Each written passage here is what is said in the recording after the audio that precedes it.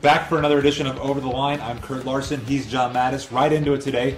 Jason Pierre-Paul, New York Giants, back on July 4th, had an accident with some fireworks, injured his hand, blew off one of his fingers. There's been talk recently about how bad the injury was. Fast forward to today, the New York Daily News publishes a photo showing one of his fingers missing. There's a lot more clarity now about how bad that injury was.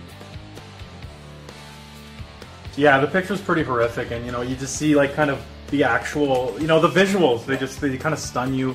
And you know what? I'm kind of on the fence with this because they played up really prominently, which is the part that I kind of have a problem with. I don't mind that they have the photo and that they show it, but like a little warning or a little more kind of just letting people know that hey, behind this closed door is something kind of gross would be nice. Yeah, the strangest thing for me was I was looking at the photo for a long time, and I'm like, what's so bad about this photo? Then I realized he only has 4 fingers on one hand. The other thing is, his explanation for why it's not so bad is, I never got a sack thanks to my index finger. I kind of disagree, because you kind of, you grab a jersey sometimes, what happens when your finger's missing? Yeah, he's grasping at straws there. It's ugly.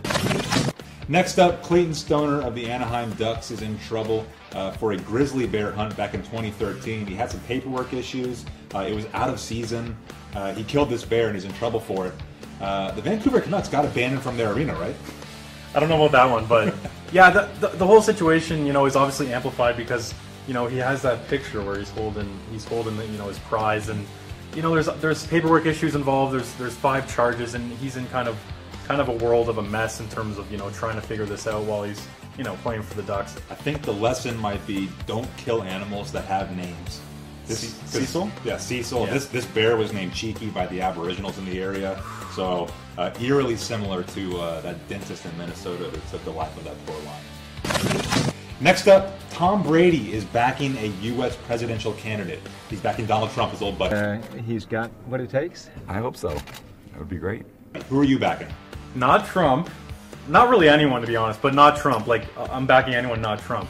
But I applaud Tom Brady for actually, sticking to his guns, because the reason that we know about this is because he had a hat in his locker from Trump, and someone asked about it, and he went, hey, I'm a Trump guy, I've known him for 10 years, and he's not hiding behind anything. This isn't, Trumpgate or whatever you want to call it. The funny thing about it is it's the Make America Great Again hat. Yeah. America's treated Tom Brady pretty well, so I'm not really sure how it's going to be much better for him. Finally today, another weird incident, another violent incident in high school football. Take us through this one. It never ends. I mean, in America it never ends. Canada, it probably never happens. Yeah, weird stuff never happens at hockey arenas between parents and young kids. We're talking football. Okay. Anyways, Linden High School in New Jersey, an incident where one of the players ripped off his opponent's helmet and just casually went by and rammed him in the head. It was pretty nonchalant, so I can understand why maybe there wasn't like a big brawl over it or anything, but there's camera evidence, very good camera evidence, and that guy deserves a stiff penalty because that was completely unsportsmanlike. My favorite part of this story is the